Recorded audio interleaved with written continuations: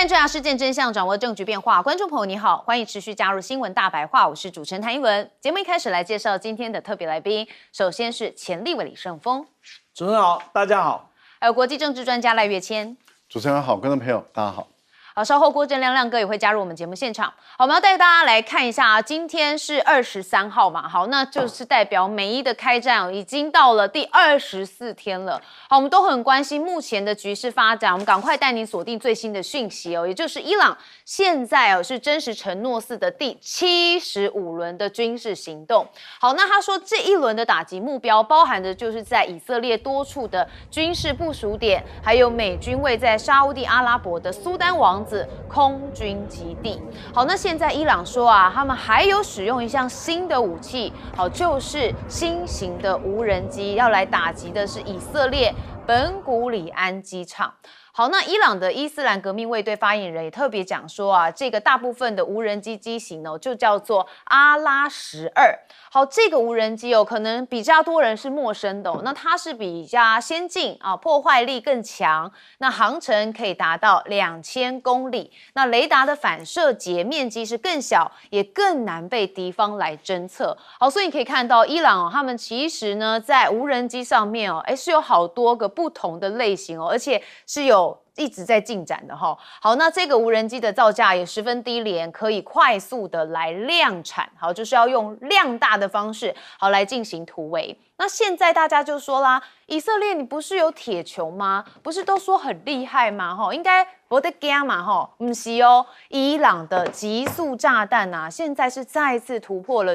铁穹的防御系统。好，所以呢我们也看到了相关的画面已经出来了这是伊朗的弹道飞弹的袭击期间，有一枚极速炸弹的炸药是击中了特拉维夫的一辆汽车的瞬间。好，这一次的攻击造成是至少7人受伤，房屋跟道路都有受损。那以色列因防空系统失灵而面临着审查，那当然也是暴露了以色列防空系统的一个脆弱性。好，所以现在以色列不只是这个部分特拉维夫有被攻击，其实呢还有一个地方就是他们说不承认也不否认的核设施。好，这是在以色列南部的阿拉德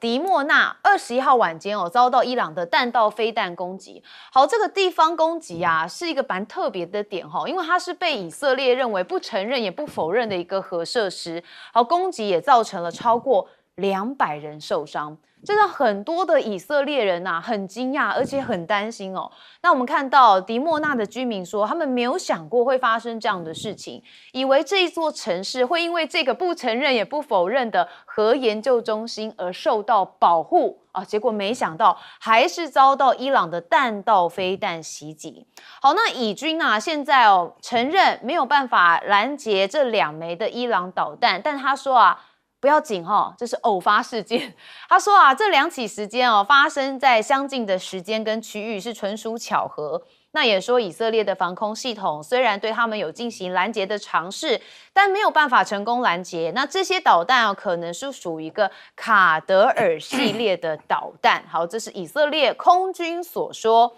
好，那伊朗的武装部队的中央司令他也有特别讲说，我们伊朗目前武装部队利用的是年轻的科学家的能力生产而且制造的是先进的装备和武器，会彻底的打乱敌人的部署。那甚至他们就说在战场上会创造更多的惊喜。好，所以你可以看到在伊朗这方的武装部队，他们说他们已经从防御转为进攻了好，但是我们讲了这么多天的这个美伊开战的讯息，我们都知道伊朗一直不断在进攻但对他们来说，他们可能觉得之前的是防御，现在的才叫真正的进攻。所以接下来的战场恐怕还会持续的在扩大。好，那当然我们也要关心到美国这方到底怎么思考因为我们前面的节目也特别有讲到说，其实川普蛮想收手的，但是以色列不罢休他一直拖着川普不让他下车。好，那当然川普现在就有说已经将伊朗从地图上抹去了。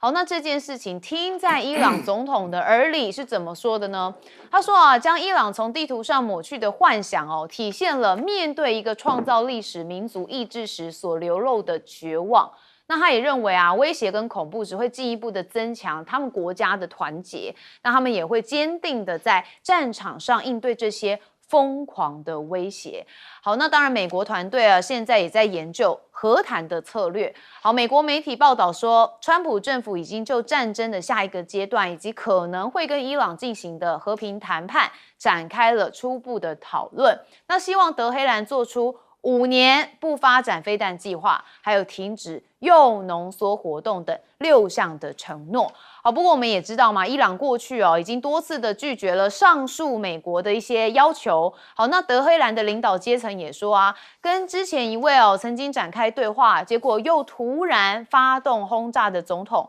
来进行谈判根本是困难重重。那确实嘛，伊朗啊之前的状态跟美方是有在互相的讨论也有在协调，但是突然美方就轰炸了伊朗，那当然让伊朗现在对美方是极度的不信任。那现在战争发展到其实在分析上面觉得让川普也是偏离了他原本的设想，至少出现了3个他没料到的意外。那首先是伊朗坚持不求饶，而且伊朗的革命卫队跟民众都没有出现起义的迹象。那第二个就是川普没料到这个能源的市场会失控。那再来就是川普才突然发现，现在要靠盟友盟友很重要啦好，3个意外让川普看不到战争的终点。好，那我们再看到以军它也有另外一个战场，就是在黎巴嫩还有轰炸他们的桥梁。那以色列扩大对黎巴嫩南部的军事行动，好，我们看到相关的画面，哇，非常的大轰炸非常激烈。它锁定的是这个多处目标进行打击，那包含的是这个横跨了利塔尼河的塔斯米耶桥，那遭到多次的空袭，严重毁损，而且无法通行。现场的画面显示桥梁受击之后就冒出了巨大的浓烟。好，那这场战事大家还是很关心嘛，到底什么时候会结束？那目前看起来伊朗是不肯退让的。我们先问亮哥。我反而觉得以色列他已经达成他的目的了啦，因为他重创了伊朗那现在把焦点放到黎巴嫩南部，他已经进展了40公里，他只要巩固占领就可以了那伊朗基本上他能够打到的都打了，那打能源设施被美国阻止嘛，所以以后也不能再打。所以我讲白了纳坦雅胡上个礼拜开记者会，他说战争可能以大家没有料到的方式更早结束，因为以色列已经赢了啦，他本来就设定这样的目的啊。难道他要伊朗投降吗？他要占领伊朗吗？没有啊，真正在幻想这个是川普因为伊朗占领了赫姆兹海峡，那这个赫姆兹海峡美国认为是自己的地盘，所以一定要伊朗要退出赫姆兹海峡那美国又讲的更多了，说你什叶派民兵要退出阿拉伯半岛5年内不能发展导弹，你是谁啊？你有打败伊朗吗？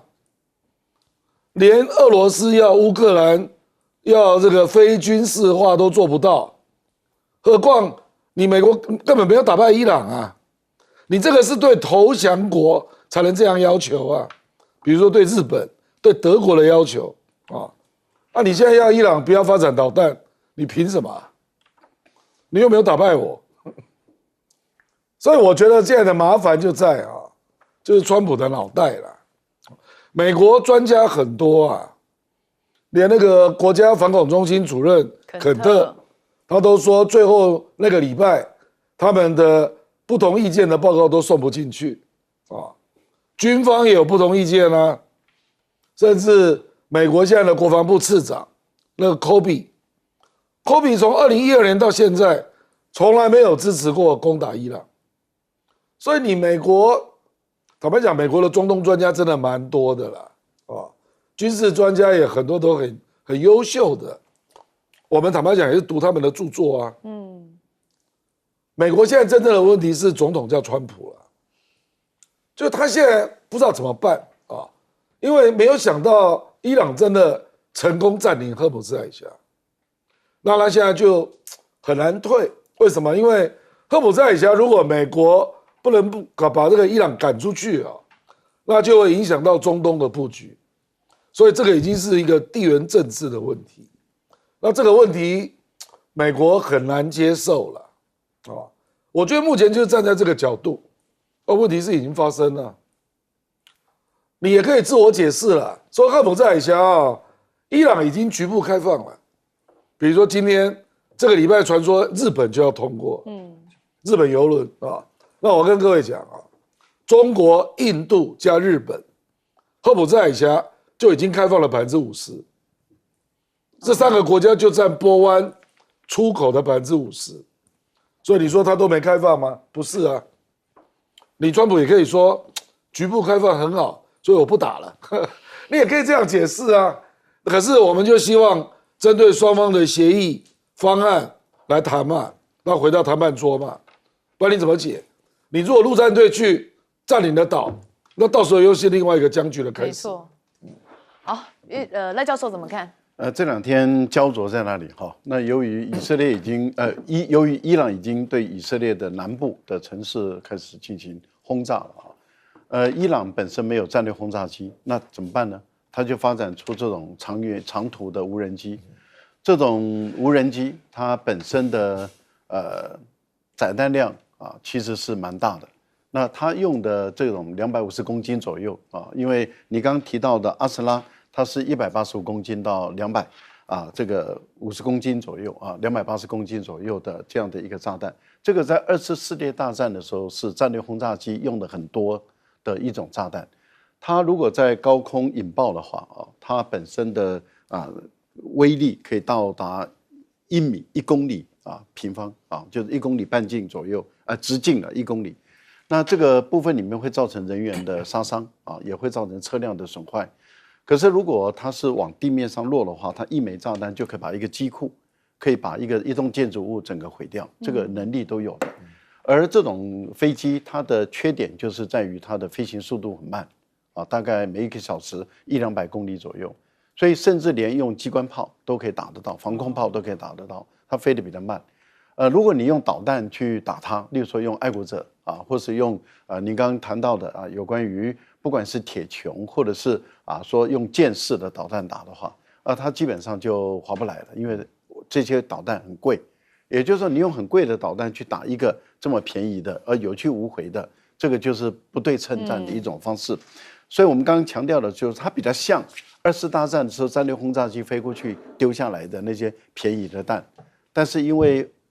伊朗没有战略轰炸机，所以它只能够用这种单向型的长飞行的炸弹去炸。它的飞行有效距离大概在2000公里，刚刚有提到了。那2000公里它就可以炸到以色列的从南到北的每一个地方了。现在它往南炸，主要的目的是在警告跟提醒以色列跟美国，你如果再炸我核设施的话，我就会炸你的核设施，而我有能力炸到。警告他为什么不去炸？不一第一时间就炸核设施，而是炸周边的这个城市。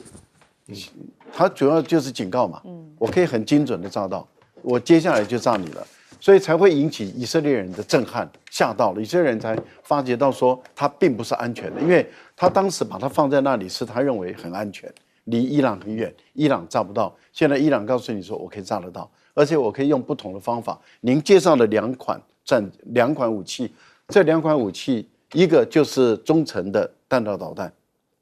可是您看到以色列用箭式的导弹去拦它，没拦到，因为它是高空的。那我们刚刚讲到中程的，它就是超音速的导弹了。我们不敢讲说它是超高音速，但是它在太空飞的这段绝对是超高音速，因为没有空气阻力嘛，所以它飞的速度很快。但是它回到地面开始在炸射的时候，你看以色列所有的导弹系统都失效。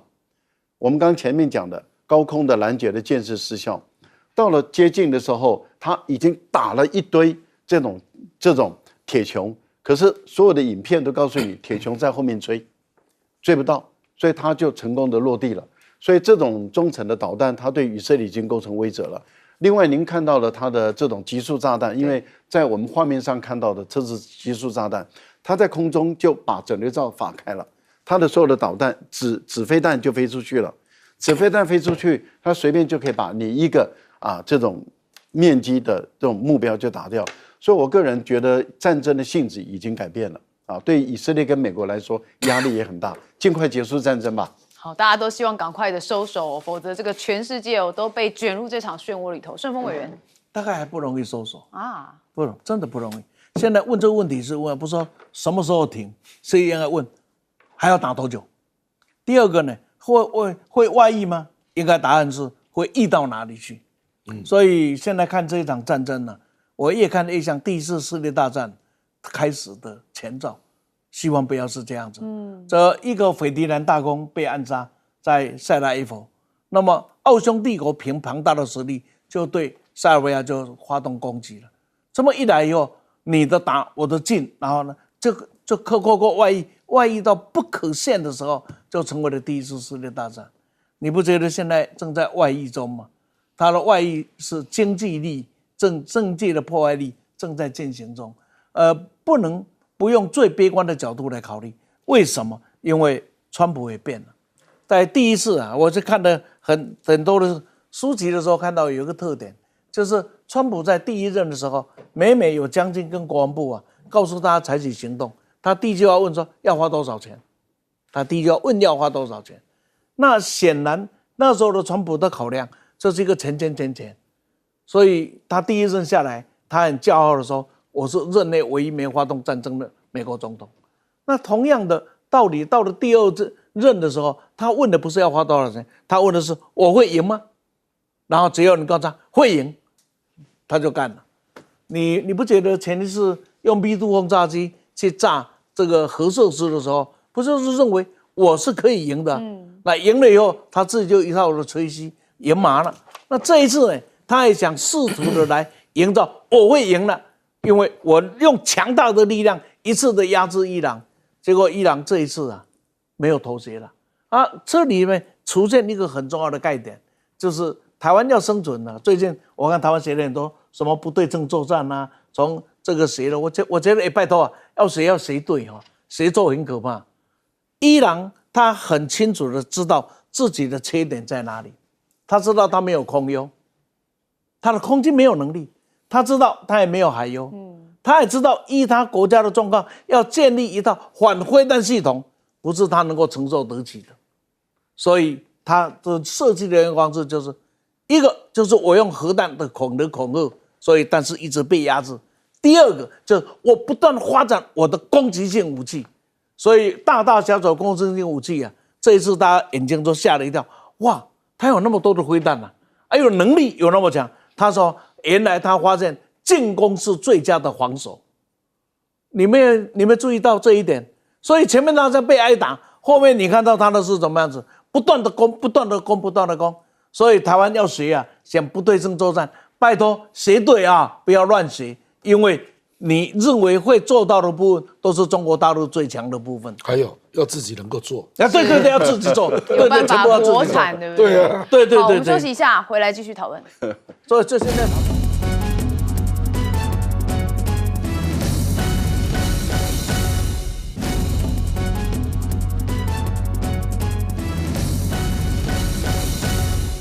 好，观众朋友，我们刚才讲到的最新发展是伊朗是进行了第75轮的军事行动。好，那现在我们回一点点来看他们第74轮哦，因为它也导致了美军陷入一个战略混乱。好，我们来看伊朗这方怎么说。他们说他们在74波行动当中的攻势采取的是预先设计的演习方案。那这全新的战术跟升级后的武器系统，针对的就是美国在西亚地区的军事设施，还有以色列中部跟南部的战略要地发起了进攻。好，你可以看到我们相关画面有出来。那以色列的特拉维夫，还有佩塔提克瓦以及霍龙，还有拉马特干等地的军事基地，还有安全中心，从22号遭伊朗的卡达尔、还有考艾巴尔以及霍拉姆沙赫尔4的重型导弹直接命中，所以这目标是损毁的相当严重。所以这伊朗方的声称就是他们这次的行动导致美军的中央司令部陷入一个战略混乱，那也造成了地区内美国跟以色列多层防空体系的崩溃，甚至还严重的干扰了美军的武器补给链。好，那当然我们看到了最新的国际讯息，也是在川普这里哦，因为他下了最后通牒。好，那到了今天台湾时间的7点多哦，是最后的这个时间点到哈，所以已经倒数了，大概是12个小时之内。好，那伊朗追加了一个报复的目标，目前美国的国务院也激发了全球的警示。好，因为呢，川普在前几天下了一个48小时的通牒，有要求伊朗要重新开放荷姆兹海峡。那伊朗现在是强硬的拒绝，那不仅扬言报复美国跟他们的中东盟友，那还警告会彻底的封锁荷姆兹海峡，也会进一步的扩大威胁目标。好，这个扩大的部分就到了持有美国公债的金融机构就被伊朗视为是接下来可能要进行攻击的目标。好，所以现在也蛮多人很挫的。好，那美国的增兵跟川普下通牒，现在伊朗说他们的地面部队处于一个战备的巅峰状态，也就是美国国防部已经为向伊朗部署地面部队制定一个详尽的方案。好，但是白宫对此是表示的比较谨慎的态度，所以说是暂无计划立即派遣地面部队。好，我们在节目一直都有讨论过这个地面部队在美国的眼里看，如果放进去的话，恐怕会陷入另外一个更可怕的泥沼好，那伊朗的伊斯兰革命卫队的地面部队司令则说地面部队他们其实一直处于一个士气跟作战准备的巅峰状态，好，随时准备果断的回击任何的侵犯行为。那侵略者的任何举动都将遭到强硬的回击。那也可以发现，伊朗其实对于如果美国这边要派地面部队是有准备的。好，那美国增兵中东，剑指荷姆兹。现在央视的军事观察员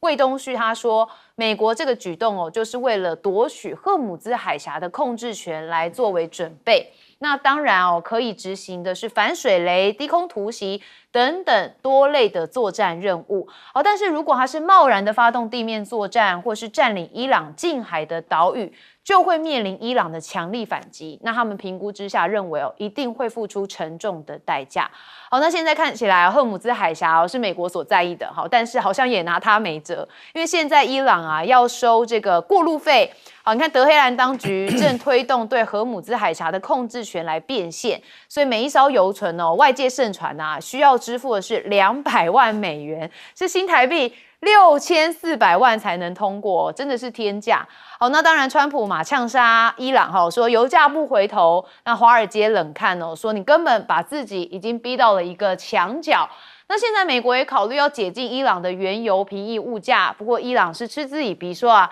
不用解禁了啦，我们早就已经卖光了。好，那现在呢，纽时说美国一方面对伊朗采取着军事行动，但另外一方面又对伊朗放行原油的交付。他说同时出现了这样子的策略动作反映的就是川普政府在战事跟能源压力之下面临一个两难的处境。好，那现在呢，全球的原油是非常的有危机。目前看到全球的 LNG 也就是液化天然气面临了供应悬崖。好，那当然有些已经驶出了荷姆兹海峡他们说未来10天之内会陆续到港。好，之后可能就会骤止。好，那卡达跟阿联的 LNG 设施已经遭伊朗攻击而停止出货了，所以接下来到底怎么办呢？更何况联动的还有氦气停产，那这就会造成像是晶片制造、太空火箭还有医疗影像等等的产业关键材料。那卡达这边又供应了全球大概是1/3的氦气，那卡达的氦气作业却因为3周之前的爆炸中东战争而停摆。好，所以现在全球的能源危机真的是一一浮现，尤其这场战事如果打没完，恐怕只会雪上加霜。好，我们看到一开始的74次的行动里头，当然他有看到的是有一些美国在西亚地区的军事设施等等的。我们一样先问亮哥。其实伊朗那个酱虾有的也是漫无目标的这样一直在扩大，狐假虎威是不是？比如说持有美债的银行，Number One 就是沙特阿拉伯，大概1200亿。你要打沙特阿拉伯吗？我不认为伊朗会打沙特阿拉伯。那持有第2，阿联酋，阿联酋是投资机构持有那你到底要打谁？我跟你讲，伊朗还讲一堆啦。这个美债银行还第一次听到，他昨天说要打各国的观光景点啊，这个我有对不对听到。为什么他敢这样讲？因为他那个导弹打到那个 Diego Garcia， 那个打了3800公里耶。美国的预判是伊朗的导弹最多打2000公里。我靠，你真的给我打到3800公里，那你慢慢的拉长，那欧洲就 cover 了。所以他的这个人家就说，他这个观光景点就是对欧洲的警告啊。那今天我又看到一个说，他不排除到波湾下面剪断海底电缆，什么招都来了，有没有可能？理论上都有可能，会不会这样干？不知道啊，没有人知道，因为那个以色列昨天去打伊朗的那个拿弹子核反应堆嘛，那坦白讲也是很过分啊。所以伊朗才会去打那个以色列的 Dimona 嘛，就那个南部的那个核反应堆啊，就你先打我就要打，变成这样，所以这个都已经变成，这是超限战，这个不是不对称作战啊，超限战就超乎你的想象的限制啊，什么目标都有可能被打，变成这样啊，那这个怎么办呢？我认为真正的关键还是美国自己啦。因为美国你要登陆是一定可以成功的，那之后呢？哈格岛你把它占了吧，哈格岛是平的，军事设施你全被摧毁，它跟冲绳一样，易攻难守，啊。那第二个听说要打那个霍普塞海峡那条长条的岛啦，那个叫 Qasem 啊，一样，那也蛮大的，你占领你离伊朗不到5公里啊，对方连无人机都不用。用火箭炮就可以打你，是，对啊，所以这就是一个很大的问题所在哈。赖教授怎么看？现在的时间越来越压迫嘛，因为川普下了埃德美顿书最后通牒，48小时内给我通赫尔木兹海峡，如果你不通，我就要去炸你最大的这个发电厂。这个对伊朗当然影响很大，伊朗马上当天就反制了，啊，就告诉你说你炸看看，你炸我就把你的净水厂炸了。净水厂有多严重啊？在中东地区有5000座净水厂，5000座，在海湾这个地方有400座，而这400座里面啊，有56座占海湾国家大概90%的供应的净水，那就代表说，大部分的这个海湾国家，包括阿联酋、包括卡达啊，包括巴林，甚至沙特，还有就是科威特等。他们大部分都是用的就是海湾国家的这个比较大型的净水厂，56座。那他们依赖有多深？像科威特依赖90%，沙特依赖6%，连以色列都依赖80%，靠净水厂。那各位观众朋友，你想，如果说伊朗也把这个净水厂炸了以后，那就会有1亿人没有水喝，他们会造成大移民，他们要移动。移到哪里吃到哪里，那边的水就不够，哪边的粮食住的地方就不够，所以我觉得这个才是一种相互之间保证毁灭了。也就是说，美国如果真的敢炸伊朗的这个最大的发电厂，伊朗如果真的敢炸中东地区，包括以色列的净水厂的话，那中东的国家他们倒霉到极点了。没有水喝还得了啊？他们都是依靠这个，比电还可怕。沙漠国家嘛，他们完全依靠这个，那怎么办？所以我觉得时间越来越压迫了。但是如果说您刚刚谈到了48小时一到，到今天晚上7点多，那48小时到了，那川普没炸呢？那川普就被嘲笑了嘛？也就是你就是一个纸老虎，你又他狗了。好，可是如果你炸了呢？那伊朗如果也真的炸了呢？那怎么办？现在看起来是伊朗是敢炸，就原因很简单，伊朗是一个穷国，很穷，海湾国家都是富国，很富，穷国当然敢去修理富国嘛。那你富国，你说你跟伊朗发动一场战争，你富国从富变成穷，那我穷国本来就穷，再穷而已嘛。那也不过就是这样，所以富国它本身不会因为这样就卷入这场战争，那他们只好反过来要求这个川普说：“你不要给我炸，你炸了我倒霉，那我是受害者，那我没办法再支持你。”我个人觉得川普的很多的决策都是很荒唐可笑，你会觉得你不可思议的，他会敢用这种48小时来威胁。好，我们希望川普他口哈，但是呢，伊朗可以用一句话说，就是 nothing to lose 哦，所以没在怕嘛哈。盛峰委员。最后通牒在几个小时，我们就会承认到底是他狗或者是真实。但我的看法，笑话是可能性很高，因为从川普的历史来看，被嘲笑从来不是一个新闻。而且最后通牒有一个前提，就你拥有绝对的实力，同时你也有绝对的能力收拾你的实力所展现的后果。你的最后通牒，人家才会怕。就我这个下去，你会惨，而且你没有回头的余地，这最后通牒才有压力。那你觉得现在美国在中东拥有这样的能量吗？再举个例子，荷姆兹海峡现在的一艘船要收200万美金，高不高？很高啊，6000万台币，高不高？不高，因为真正贵的不是在200万，真正贵的是保险费，而且很多保险公司现在拒保。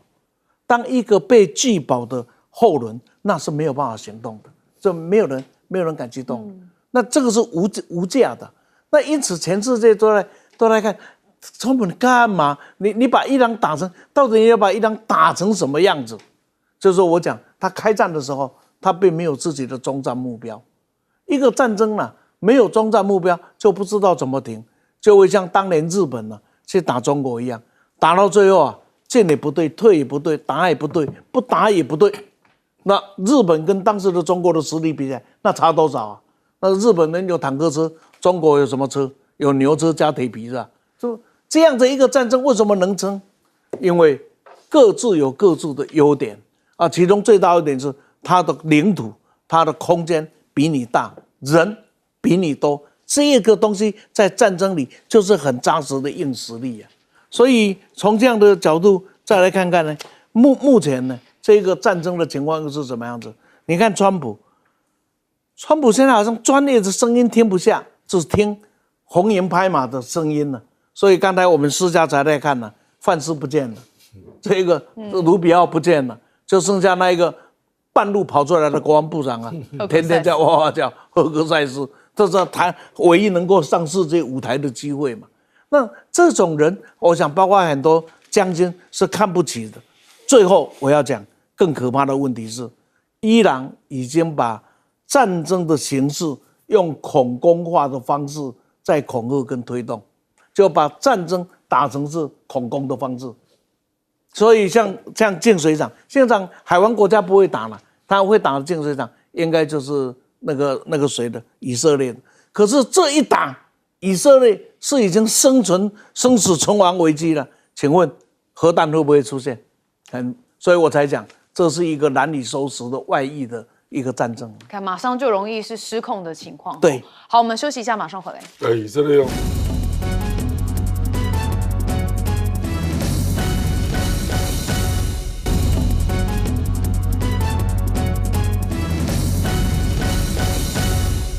好，我们刚刚前面讨论的比较多是属于伊朗这边的进攻，好，但我们来看看美方这边哦，到底有什么样子的优势？现在有这个画面出来，说是驻扎在英国费尔福德基地的 B-52H 的轰炸机，好，你可以看到有画面哦，最近被拍到说满挂着20枚的远程巡弋飞弹出击，好，跟美军高层先前指出远程武器仅占作战总量的1%，这个说法哦，大家看起来是出现了落差。好，那当然呢，这个美国这边有出动一些战机嘛，好，伊朗这边也有说他们拦截了一架 F-15的战机，那这是根据多家的伊朗媒体报道，伊朗军方当天发射飞弹，在南部的海岸跟赫姆兹岛周边上空有拦截一架敌方的 F-15战机。好，那之前呢，伊朗也曾经有宣称说，他们让很多的 F-15击落了很多的美军 F-15，但这到底是不是假消息啊？因为现在美军有火速的来驳斥，好说啊，这个是出面澄清，强调啊，行动到现在为止啊，没有任何的美军战斗机遭击落。那美国的中央司令部还补充说，在这次史诗怒火的期间，这个美军执行超过8000架次的作战飞行，那到现在没有任何的战斗机遭到击落。当然有人是认为说啊，美军是不是为了顾面子编造谎言？因为看到了很多的画面，确实有一些讯号。那我们要再看到美国的军事媒体Breaking Defense 它有独家报道说，美国的军方即将接收一批缺少雷达的新型 F-35的联合攻击战斗机。消息人士透露说从今年秋季开始，美军所有交付的这些 F-35将以配重块来取代先进的 APG-85的雷达，那导致这些战机虽然可以飞行，但是根本没有办法进入到作战的序列，所以只能用于训练。好，那当然就说这个只有在训练的话，是不是就不怕会有作战问题，然后就不会有这个相关之前说到的这个击落的新闻。好，那我们也看到了英国目前他们的动作也备受关注。他因为之前他是不参与的嘛，好，那当然后来是有条件支持，甚至在3月21号，英国首相施凯尔还正式的批准美国来使用英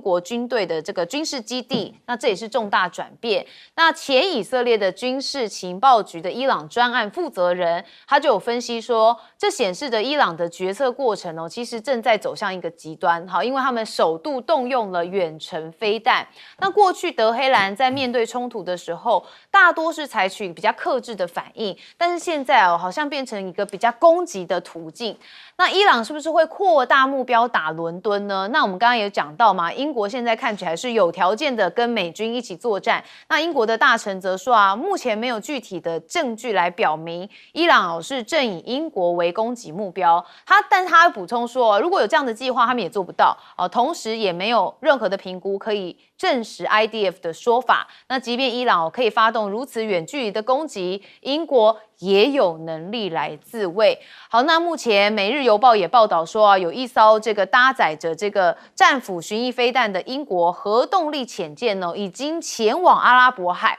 所以就代表如果这个区域的冲突升级，英国将具备发动远程打击的能力。好，那当然我们还是要关心在川普因为他总是凭感觉说我骨子里就是有这样的感觉。那现在是不是敌人就在本能寺呢？因为呢，川普又说大话了，他说伊朗已经死亡了美国现在最大的敌人就是激进左翼，也就是高度无能的民主党，说他们自己人啦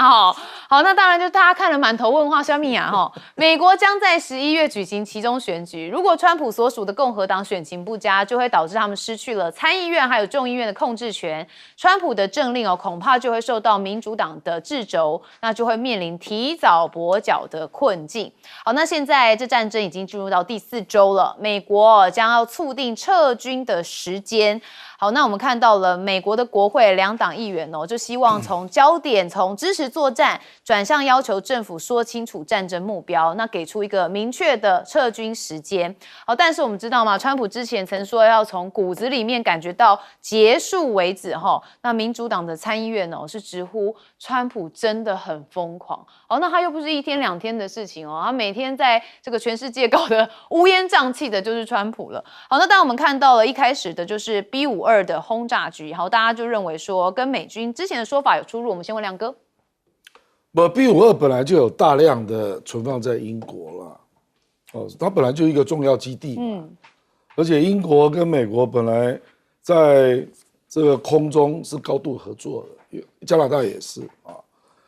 现在是这样了 ，F-35美国当然不能承认被击落它可能是这样啦，它美国的说法是说机械故障。紧急迫降可是问题就是说伊朗有秀出，他说你那个 F-35虽然是逆中那个战斗机，可是那个是针对雷达，你还是有喷射机，所以有热源嘛，热源它用红外线侦测就看到了。那为什么会被侦测到？因为它飞得很低，因为你认为伊朗没有制空权，所以它就飞得很低，那刚好进入伊朗的红外线侦测的扫描，你就被看到，所以是你自己造成的轻敌啊，不然基本上它如果飞高一点，红外线侦测不容易看到了。那伊朗是打出去，它不是命中，它在附近爆炸，那被碎片打到，这个是一般人的说法啦，所以它没有伤亡，它就紧急迫降就是这样不过这个当然有影响嘛，因为很多人就会开始觉得说。我以后雷达就要兼有那个红外线的侦测因为你热源你还是跑不掉啊，热源你还是跑不掉啊。那至于伊朗会不会打英国啊？伊朗跟英国的直线距离，如果从德黑兰起算，大概是4000公里啊。那如果它不是放在德黑兰呢？德黑兰已经很进去了，那你看他打到 Diego Garcia， 那就是3800公里。所以英国要不要试一试？你不知道啊，你不知道嘛，那至于川普，我跟你讲啊，事实上那个美国有一个智库叫昆西研究院 （Quincy Institute）， 他最近针对川普的MAGA选民做民调啊，是川普的选民哦，79%认为要赶快结束，79%啊，说川普你就行好大爷，宣布胜利退出啦，这个是川普的选民的希望。那如果是民主党，大概99%，那还做了另外2项，针对川普选民，该不该做地面作战？55%反对，川普的选民呢，那就不要讲民主党了啦，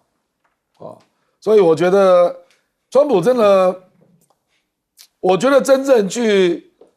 牵制他的力量，一定来自美国国内了，因为伊朗打不赢美国啦，没有错啊，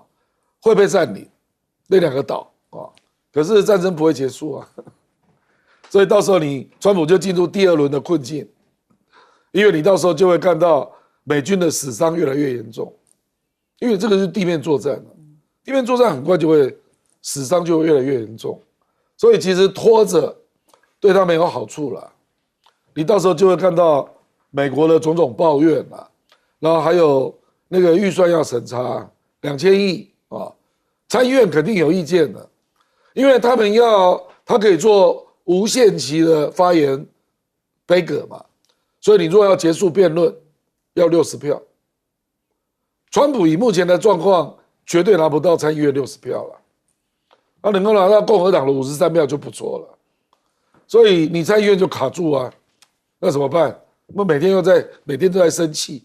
不是每天都在跳舞好，因为今年这个美国有期中选举啦，那这对川普来说也是蛮重要的一战，算是有点他的第2任期中考了，所以大家也很关心国内的情绪如何会影响川普。赖教授，这确实啊，因为民调显示出对川普是不利的啊，川普的民调支持度到现在维持在40%左右。虽然民主党也表现得不怎么样，但是呢，如果问政党的话，就是说你这次投票给民主党还是共和党？民主党50%哦，共和党就40%，这个对共和党的压力很大，对川普的压力也很大，因为川普如果民调一直拉不上来，然后没有办法把共和党的士气拉起来的话，对他并不利。但是如果以问政策事项、重大政策的话，国内的政策有关于物价的问题、关税的问题，反对的特朗普的政策是多的哦，那么支持的是少。问刚刚讲的就是去支持中东地区的这个战争啊，支持的更少，30%多而已，反对的更多，就超过50%了。这代表美国的选民里面对于川普这段时间的重大的决策持负面态度的多于持正面态度了。这个对川普的期中选举不利，那他怎么办？他不赶快在这个中东地区里面获得胜利，或者宣告胜利的话，对他来讲不利。可是问题是，他现在骑虎难下，因为两边的力量在拉扯的时候，一方面他想下车，可是另外一方面的力量不让他下车，